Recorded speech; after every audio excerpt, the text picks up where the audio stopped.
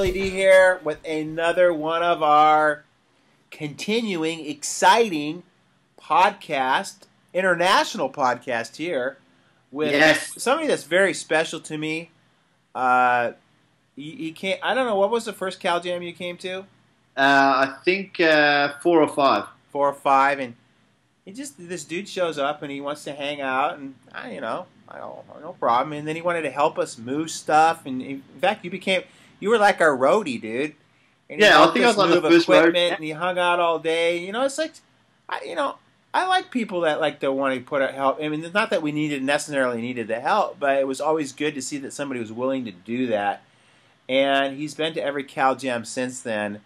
And I just want to say that not only is he a great speaker, and I heard him speak, I think it was in Scotland, right? Was that where I heard you speak? Yeah, that was the first time. And I never really had, because, we hang out and stuff, and we became friends, but I never really knew that he was the great speaker that he was. And I swear to God, I don't cry a lot, but I cried through his whole friggin' entire presentation.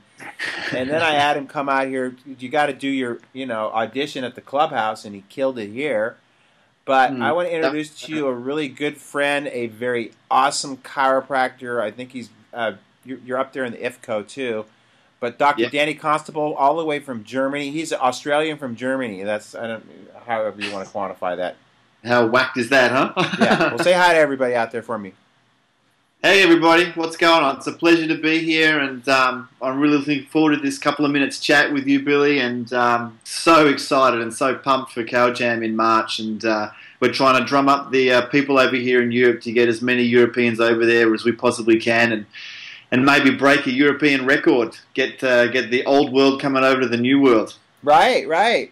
Jump over the big pond. And, people complain about the distance, but I mean, I just did that 2-day trek to go surfing, and if I can take a 2-day trek to go surfing, you guys can do a 12-hour. How many hours is it for you? 12?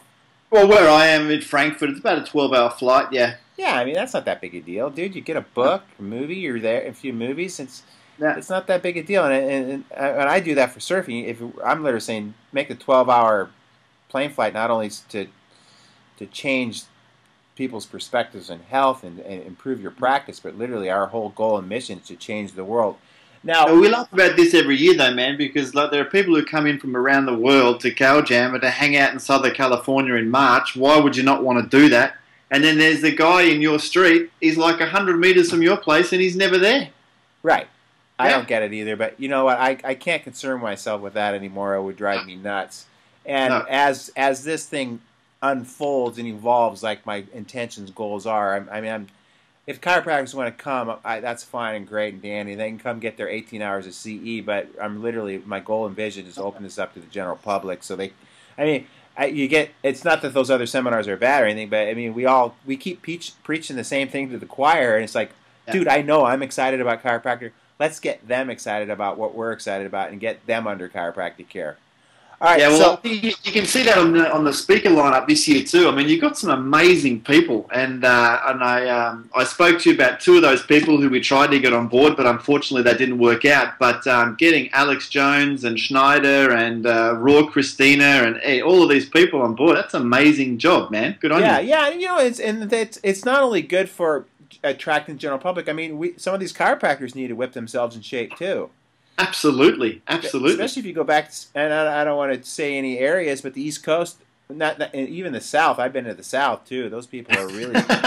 And again, if you're going to be practicing, and which I feel is a arm of healthcare, I mean, you should at least represent health, and you should be a role model for people. And maybe I'm wrong. Call me a mixer, whatever. But I think eating healthy and exercise and sleep, and let me tell you what, the adjustment is number 1 in my office, and that's all I do. But I teach people the other aspects of health.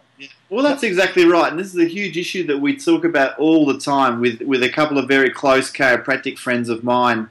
And we always talk about this congruency, and this rubbish between straights and mixers and whoever else is just a waste of time and energy. I think it's really all about being congruent in what you think and what you do. Now, how you apply that philosophy then also to your life. And we've always spoken about this, Billy, because I'm pretty straight up kind of guy nowadays, and I know that you have an undergrad in biochemistry and things like that, and you enjoy the nutritional side of things and the exercise side of things, but that's who you are. Yeah, right, so it's been completely congruent with who you are. So, and that's why I think you and I have always been pretty authentic, straight up kind of people, and I think that's one of the reasons why you and I have always gotten on so well, because we're pretty congruent with who we are, and we get on well like that. Right. Yeah. So it's also like I say the same analogy. I mean, obviously I'm into music. I'm going to talk about music a lot too. I don't watch football or baseball. I don't talk about that stuff because I didn't even know the World Series. My brother came in the other day and he goes, "Oh, the Giants just won the World Series." I go, "Dude, I didn't even know there was a World Series going right now." I mean, I don't give a shit about that kind of stuff. Things that interest me are the things that I talk about. And the funny thing is, a lot of people in my practice really are interested in a lot of the other subject matter other than just chiropractic. Yeah, so, well, they get into that as well, and they see you and they see us as role models, Right, so like I have a TV, but the thing's never on. Right, yeah. Right. So when people come in and say, "Oh, did you see this or did you watch that?" I say, "I don't watch TV." Right. And people pick up on that and they follow that, and then all of a sudden, a couple of weeks later, they come in and they say, "You know what? I started thinking after you said that to me. I've thrown out my TV." Or I've stopped putting on my TV. Right, yeah? They start thinking about that stuff, right. Because now, what's kind of the whole flavor? I mean, I think Jesus. I know America's a lot more dumbed down than the rest of the world. And I'm not saying that as a derogatory statement about Americans. I'm just saying because we have more drugs in our country. We consume 60% of the drugs. We're the most vaccinated country in the world. We probably have a very poor educational system. People are brainwashed by their TVs. What is the whole, and I know I kind of just throwing this at you, what's the whole perception on the Ebola thing over there in Europe right now? Well, they were pretty amazed that the American government brought Ebola-infected people to Atlanta. Everyone was like, why? Yeah. And then a couple of weeks later, the German government did the same thing, and they brought a couple of them over here to Leipzig in eastern Germany. And we were again thinking, why? Yeah. But Billy, we always talk about this all the time. There's obviously an agenda behind that. Please. There's obviously, a whole scheme going on behind that. And it's just ridiculous. And the scaremongering and the media and about it just drives me crackers. And so is the media over there is that much slanted as it is here, and is that much controlled? Yeah, it is. It is, okay. It is, and so when you hear about those kind of reports and broadcasts and things like that nowadays, I just shake my head, and it's a bit of an issue in the office too, because when everyone asks me about it, I kind of challenge people about it a little bit and sort of ask them, do you see the agenda behind it and all this kind of stuff? And some people indulge me and some people don't, but it's a bit of fun. Now, when I first met you, did you really understand the whole agenda, or did you think I was kind of zero? Like you were totally the catalyst for my so-called awakening, yeah. And actually, I wanted to pick a bone with you about that, by the way. Last year, or a couple of years ago, you had like a bit of an epiphany, and you got the monkey off your shoulder. Do you remember? Yeah. Yeah. You gave me the bloody monkey. I don't sleep about this, man. I get up at night, and the monkey's on my shoulder. Well, you know what I learned to do? You got to spank the monkey once in a while, and you'll sleep right afterwards. It's great. Oh, it drives me Sometimes cracking. you just got a little bit of. They won't call child services on you just because it's an animal. You're not supposed to beat animals either. Yeah. No, but since then, I've totally got my finger on the pulse and get my eye on that kind of stuff, and totally opened up a whole new world for me. Yeah. So, and I was at a medical guy's office just a couple of weeks ago for like a totally unrelated thing. He invited me to speak there to his office and stuff. And even like in that microcosm kind of world, how convoluted and slanted and agenda that's all set up. It's unbelievable. It's unbelievable. Yeah. So where's his hat at with all this stuff? Oh, totally in the control system. Yeah. Big medicine, big pharma, totally into it. Yeah, and I did a a podcast with Dane Wigington, and you didn't mention him as having him on the stage either. Yeah, no, I had him in my head, but I couldn't think of his name. Sorry, but yeah, he's also a huge number. Have you listened to him speak before? I looked him up on YouTube when you told me about him and listened to him. Smart guy. He's smart, articulate. I mean, I like bringing people that are going to challenge people and push them, because a lot of people still think the whole geoengineering thing is a bunch of hogwash. I mean, come on, man. You got to understand that there's people that run the friggin' planet that are friggin' psychopaths, and why would you even deny this as a possibility? Now let's shift gears a little bit, because I'm coming over to Europe to speak. In fact, Melissa, is it Sanford? Is that her name? Yeah. Because I used to have a girlfriend with the same last name, Linda Sanford. She was a beautiful girl. She was my next door neighbor, and I don't know why I brought that up. Because you have a beautiful girlfriend now, too. Coco, right? I do. Okay. Little Coco's doing well. Okay, good. Let's make sure you guys are still together. Everything's good. Absolutely. And we've got a big plan, and we'll tell you about it when we're there. I also heard a story about some woman trying to pick up on you at the gala dinner one time. Just as a side note. All right, let's go back to chiropractic now. Is that true or false, though? It wasn't entirely false. All right, and you felt slightly uncomfortable, but that's okay. I understand. So in Europe, I've also kind of, because you travel to different parts of the world, and different parts of the world have their kind of like flavor of what chiropractic is and what it should be and what it shouldn't be, obviously. And there's definitely a strong anti-philosophical view in Europe. True or true? Very true. Is that true or false? No, very true. Very true. And why do you? Is that just because most of the schools there they basically suck, or what's the reason behind that, or is it because Europeans overthink everything, or what? I don't know. Or maybe a combination of both. I mean, a lot of the early chiropractors were, of course, American-trained chiropractors, whether they were Palmer grads or later on life grads and things like that. But, of course, the European schools, except, of course, for Barcelona College of Chiropractic, are pretty medically orientated. I mean, you're pretty much getting a medical education there with a little bit of spinal manipulation at the end. So they're producing a lot of chiropractors, or people called chiropractors, and, practicing their version of chiropractic. But like you said, it's very much in sort of the pain-based anti-subluxation kind of deal, which is a bit of a worry. It's not a worry, but you explain to me why you think it's a worry. Well, the thing is, there's a very strong subluxation-based community as well. So the fronts are pretty much, they're head-to-head. They're kind of right there, and they're clashing a little bit with one another right now.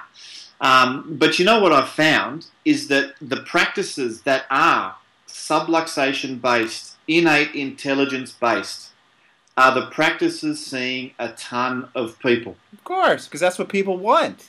Exactly right. And a lot of people in our office have come from other chiropractors. Now in Germany, we have 82 million people and about 120 chiropractors. I mean, you have to drive a long way to see a chiropractor in Germany, but still patients are driving past other chiropractors to come to our office because they heard that we're a little bit different, and they heard that we educate our patients a little bit different. And all we really talk about in the office is subluxation and the body's innate ability to heal itself. Right. And that's it. And they just go, click, well, that's what I've been thinking and feeling all the time. Why hasn't anyone told me that before? And I was like, well, I don't know. Okay, the question is, why is it that what to you and I mean, I'm not coming from I'm not some like high school dropout or something. I've got a pretty strong education, and it's based in the sciences. Why is it so hard for some of these people to grasp what we understand as our philosophy? Dude, this is one of the questions that the monkey keeps me up at night, man. I don't know. I mean, I think BJ used to talk about some people being overeducated. Yeah, of course. They're just their head is so filled with so-called scientific analytic education. Right.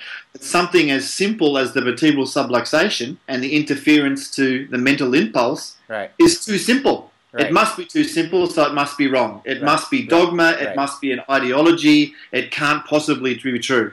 Well, I'm sorry, but I've been practicing it for 14 years, and it works pretty damn well. Right, and I just posted that the other day because there's a group called the Dead Subluxation Society. And somebody brought that up.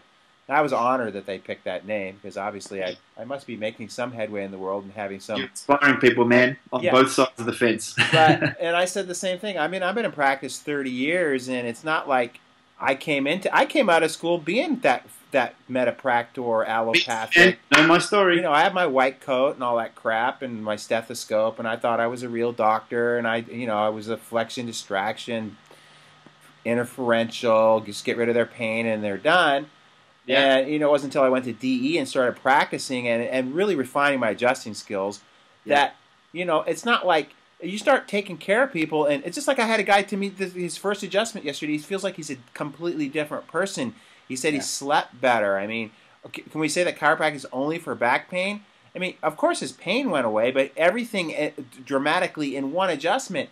And the thing is, if in my head, and I have the vision in my head that these miracles happen, because I think a lot of it has to do as what you affirm and what you visualize, and I'm trying to think of the right term for that, but that's okay. But the miracles happen whether or not. What were you going to say? It. Your intention. Thank you. I'm getting a little older, and there's been some neurons there that have been caked up with some fatty oils from an herb that's being widely received as healing now. Which probably that's all right, man. That's all right. Can't undo any of that. No. But it's just like I see miracles all the time I practice, and I'm not expecting it to happen. But people come and tell you stuff the stuff that happens in their bodies, and the only way I got a guy the other day explain that he used to piss 6 times a night, and now he's down to once a night, and I didn't even realize it was a problem, And it's not like I came out saying, "Oh, what we do is heal bladder problems," but as my friend Clarence Gonstead said, just never question the principle, question your application, man. And if you're not getting those kind of results and you suck at chiropractic and you want to be a back pain doctor and you want to pigeonhole yourself, I don't have a problem with that. That's why I'm not worried about the deniers. Go for it. Then go for it. Yeah. But I have the problem when they start telling me how to practice. Yeah, well, that ain't going to happen. I don't tell you how to practice, man, so don't tell me how to practice, Right. But you hit the nail on the head before, is you got to refine your adjusting skills because you got to deliver the goods. Right. If you can't find and specifically correct a subluxation, then you're not going to help. You're just whacking on spines, man. Right. Yeah. Right.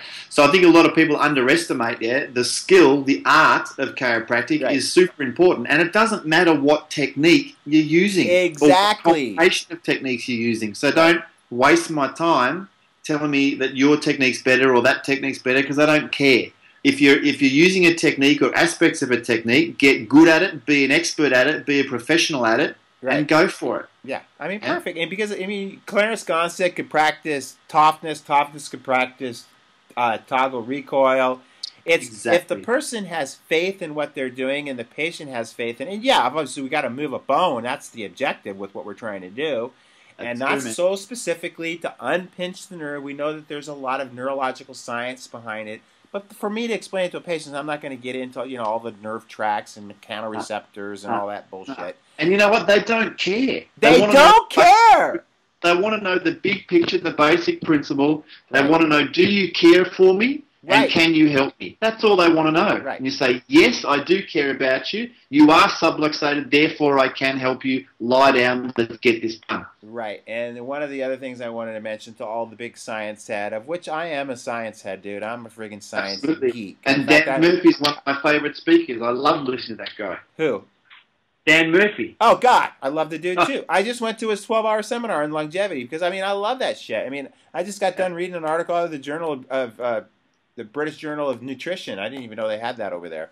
About how organic fruit has 50% more. But another Australian we got coming up, Adjustosaurus Rex, he's going to do a killer job. Basically, he says we as humans can only perceive 6% with the senses that we have. 6% of the dimensions of what's actually part of the existence of the universe.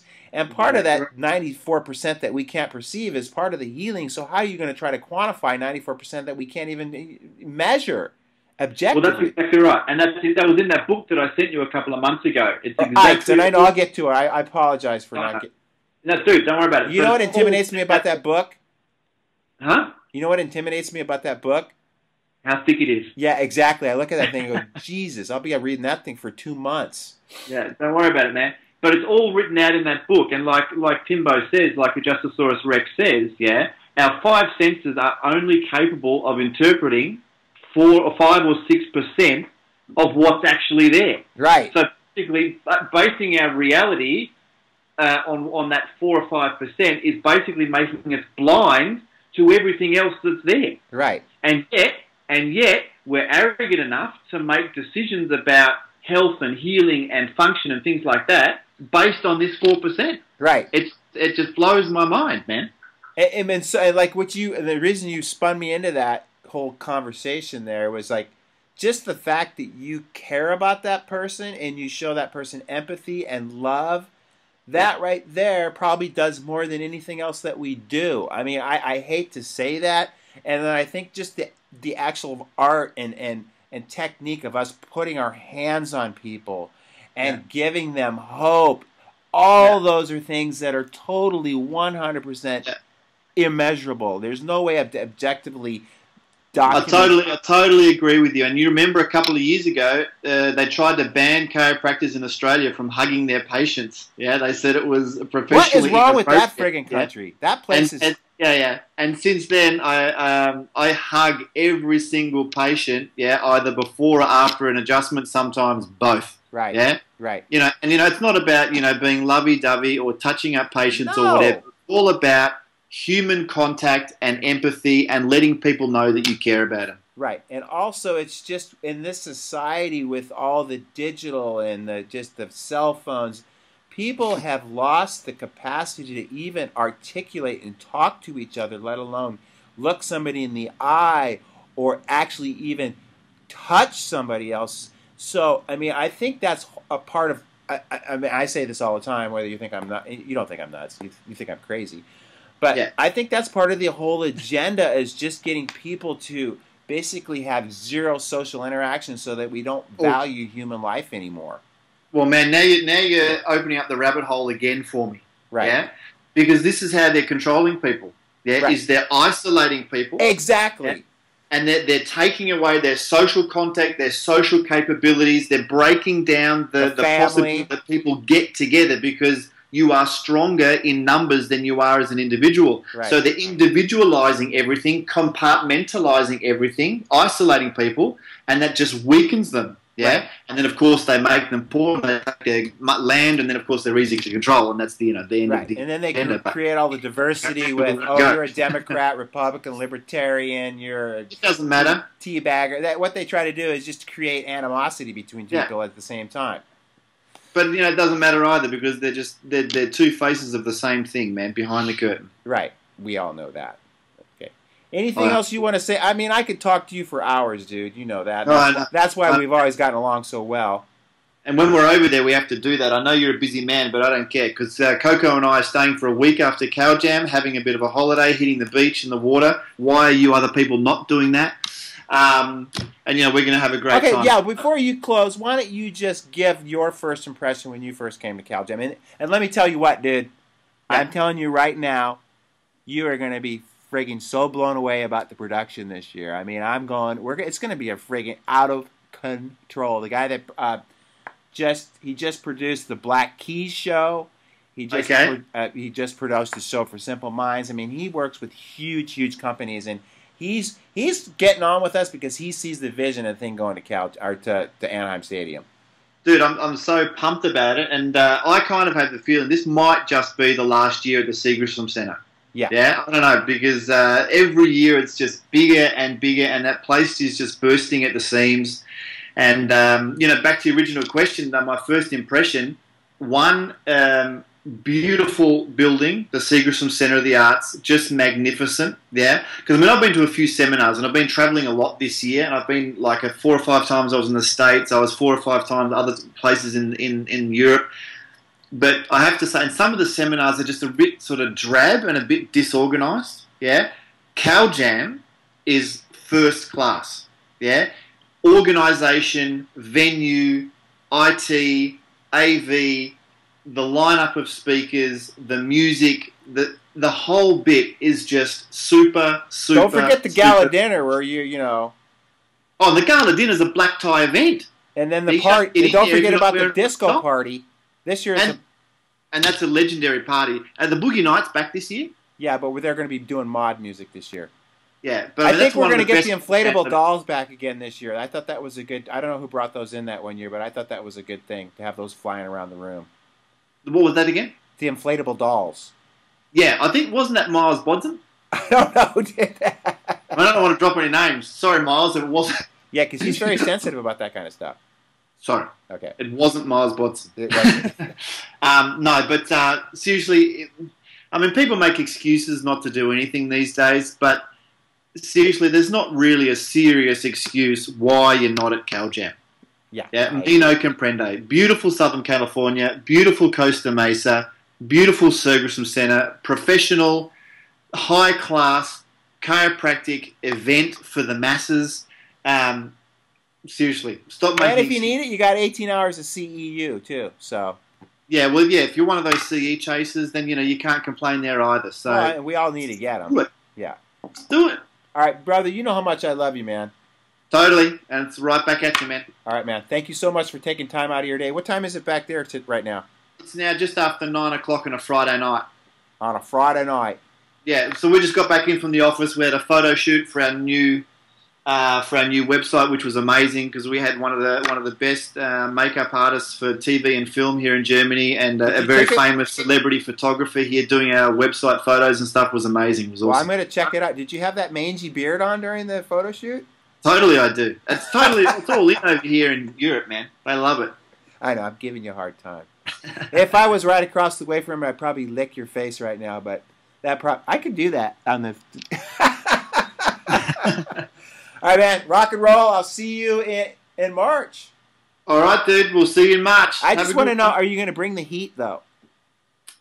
Would you like me to bring the heat? Yeah, you're bringing the heat. If you don't bring the heat, I'll cut your testicles off. You know that. That's the deal. Rock and roll, brother. All right, man. Have a good one.